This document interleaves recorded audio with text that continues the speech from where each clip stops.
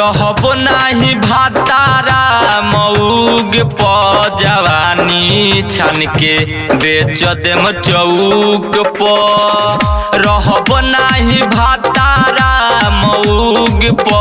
जवानी छान के बेच देम चौक प बेच देम चौक पर हम तो बेच देम चौक प डीपी लगाई फेसबुक प जवानी छान के बेच देम चौक प रहब नाही भातारा मऊग प जवानी छान के बेच देम चौक प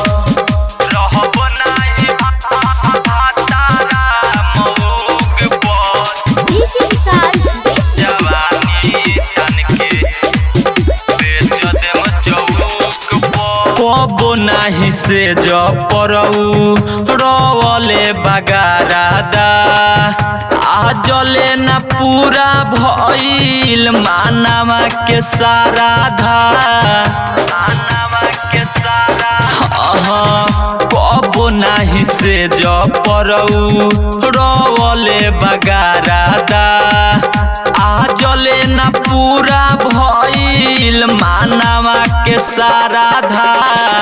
मुँह मारो ऐसन चियर बौक प जवानी छान के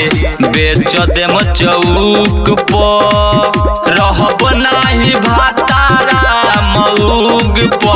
जवानी छान के बेच देम चौक प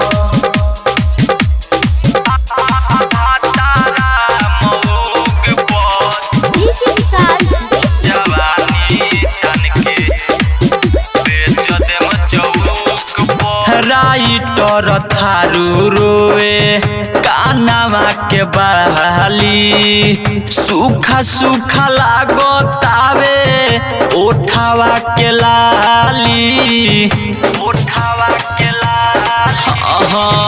राइटर थारू रोए कानवा के बहाली सूखा सूखा लागो तावे ओठावा के लाली तंग बानी धनंजय धोनी के लौक प जवानी छान के बेच देम चौक प रहब नाही भातारा मऊग प जवानी छान के बेच देम चौक प।